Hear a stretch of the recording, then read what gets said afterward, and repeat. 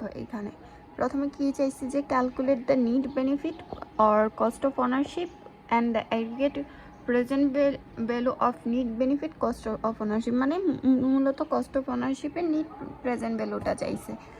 এখন আমরা দেখি যে আমাদেরকে কোয়েশনে কি চাইছে, বলতেছে Sandy company has a choice to acquire a piece of equipment either by leasing or purchasing. Okay, the cost of equipment হচ্ছে 1 লাখ টাকা, ইটস এক্সপেক্টেড ইকোনমিক লাইফ হচ্ছে 3 বছর, স্যালভেজ ভ্যালু হচ্ছে 10,000।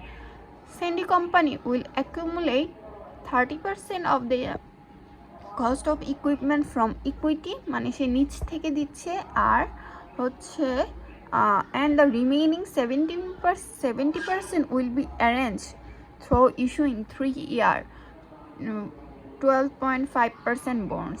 আর 70% সে কিসের থেকে আনতেছে, সে ধার করে আনতেছে, কিসের মাধ্যমে, বন্ডের মাধ্যমে। তারপর the depreciation on the purchased equipment will be based on the straight line method. Okay, তারপর বলতেছে on the other hand Sandy company acquires the equipment by taking the lease of that equipment from GQ leasing company. GQ leasing company requires a annual 12% annual rate of return. The discount rate of the cash flow streams of Sandy Company 12.5% and the tax bracket is 25%. GQ leasing company requires rate of return. আচ্ছা, তাহলে প্রথমে হচ্ছে আমরা লিখবো যে given that এটা এটা এটা এটা, যেটা আমরা সবসময় লিখি। তো টাইম যেহেতু আমাদের বাঁচাতে হবে, এটা লিখি না, ডিরেক্ট আমরা কি কোথায় যাব, আমরা ডিরেক্ট হচ্ছে ওনারশিপে চলে যাই। আচ্ছা না, ওরা না আগে হচ্ছে আচ্ছা যেহেতু কত অনারশিপ চাইছে আমরা ওনারশিপেই যাই, কিন্তু কথাটা হচ্ছে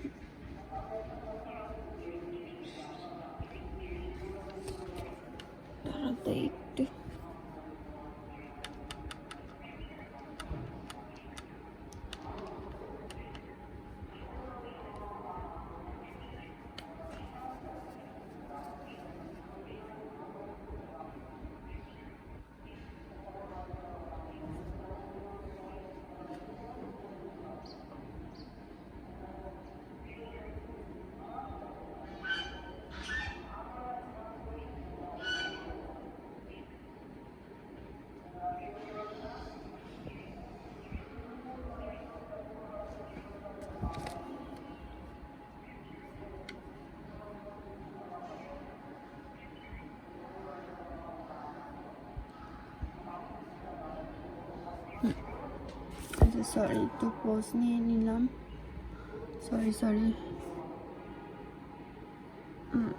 হ্যাঁ বলতেছি। দেখো তো আমি কি বলছি যে ওনারশিপে আমি কি করতেছি, আমি আমার টাকাটা কিভাবে আনতেছি, 30% আমার ইকুইটি, এখানে তো কোনো ইন্টারেস্ট নেই, তাহলে আমি তো কোথাও থেকে এখানে ধার করতেছি না, এটা আমার নিজের টাকা, নিজেকে তো আমরা ইন্টারেস্ট দিই না।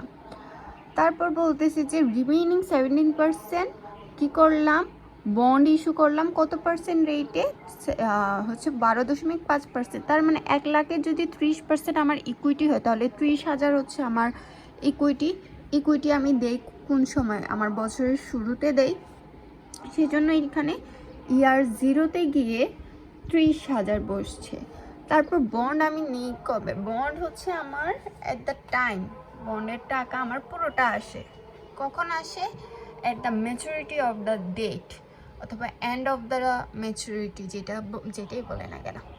এখন বন্ডের আমার টাকা কত, 70,000 টাকা, তাহলে আমার কাছে বন্ডের টাকাটা ফিরে আসবে কখন, বছর শেষে। বছর শেষ মানে কি, আরে ভাই মুখের চালের বাজি না, বছর শেষ মানে কি, এখানে 3 বছর শেষ হবে, তাহলে টাকাটা আমার কাছে আসবে ইয়ার 3-এ 70,000 টাকা। এইটুকু পর্যন্ত মনে হয় না তোমার কোথাও সমস্যা আছে। তারপর হচ্ছে ইন্টারেস্ট আমি কার উপর দিব, 70,000-এর উপর 12.5% দিব, ইকুইটির উপর তো দিতে হবে না, তাহলে এটার 12.5% করলে এই 3 বছর আমি ইন্টারেস্ট দিব।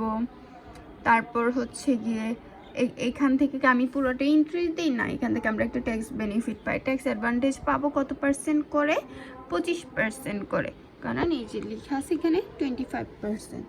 তখন এটার 25% আমরা করে যদি দেখাই, গুণ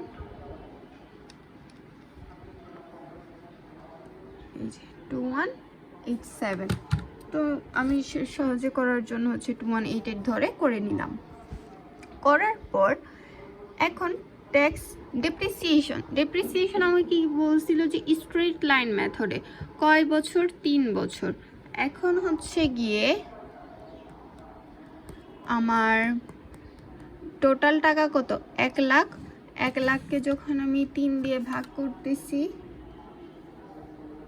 1 লাখ ভাগ 3, আচ্ছা সবাই এখানে 30,000 লিখলো কেন? ও সরি, ডেপ্রিসিয়েশন কিভাবে ক্যালকুলেট করি? এখানে তো সেলভেজ ভ্যালু ছিল। 1 লাখ হচ্ছে আমার equipment minus salvage value divided by 3। 1 lakh থেকে 10,000 বাদ দিলে হয় 90,000, 90,000কে 3 দিয়ে ভাগ করলে হয় 30,000। সেই ক্ষেত্রে হচ্ছে আমার ডেপ্রিসিয়েশন বসছে 30,000। কিন্তু আমার তো ডেপ্রিসিয়েশনের আসলে কোনো কাজ নেই। আমার কাজ কার? ডেপ্রিসিয়েশনের উপর আমি যে ট্যাক্স অ্যাডভান্টেজটা পাই সেটার আমার কাজ আছে।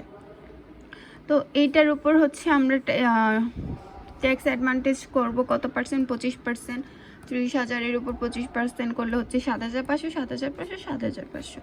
তারপর সেলভেজ ভ্যালু অনারশিপে লাস্ট ইয়ারে দেখাই দিতে হয়, মাইনাস হিসেবে দেখাই দিতে হয়, যেটা আমি এটা পাবো, অনার এটা পাবে, আর সে তার বেনিফিটগুলো আমরা মাইনাসে দেখাই এখানে। তারপর নিট কস্ট পাবো কোত্থেকে? এই যে 1 থেকে আর কিছু বাদ নেই, বাদ দিতে পারবো না। তারপর 2 থেকে কি হবে? এই জিনিসটা প্লাস হবে, এইটা এই জিনিসটা মাইনাস হবে।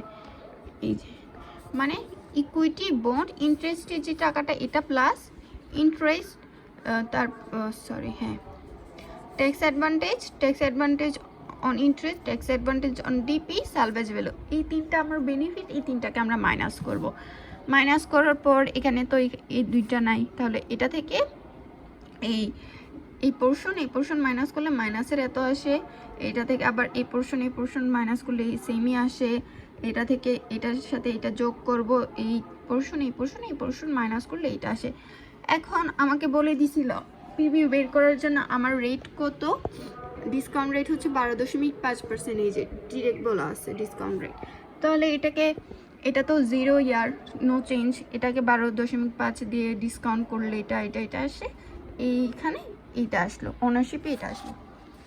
এখন আমাকে বলতেছে কি calculate the net benefit cost of লিজিংয়ের প্রেজেন্ট ভ্যালু বের করতে। এখন লিজ কোম্পানি যদি লিজ নেয় তখন হচ্ছে তার কি বলা আছে যে on the other hand Sandy company acquires the equipment by taking the lease of that equipment from the GQ leasing. সে যদি লিজ নেয় তাহলে তার অ্যানুয়াল রেট কত? 12%। এখন তাকে তো তাহলে আগে অ্যানুইটি বের করতে হবে। অ্যান্ড লিজ পেমেন্টের আমরা যেটা জানি সাধারণত আমাকে অ্যানুইটি বের করে দিতে হয়। এখানে লিজ পেমেন্ট হচ্ছে 1 লাখ, আর আমাকে বলা আছে যে অ্যানুয়াল রেট হবে আমার 12। সেই ক্ষেত্রে আমি হচ্ছে আগে আমার অ্যানুয়াল পেমেন্ট কত সেটা বের করব। এখানে হচ্ছে লিজের অ্যানুয়াল পেমেন্ট কত 3 বছরে, সে এটা পে করবে। তারপর ট্যাক্স লিজের এখান থেকে সে কি পুরোটাই পে করে না, সেইখানে একটা 25%-এর ট্যাক্স অ্যাডভান্টেজ পাবে। এটা 25% করলে এটা।